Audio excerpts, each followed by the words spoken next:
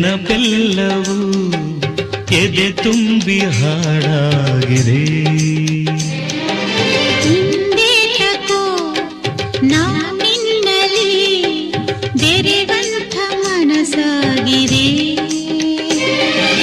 ಈ ಬಂಧನ ಬಹುಜನ್ಮದ ಕಥೆಯೆಂದು ಮನ ಹೇಳಿದೆ.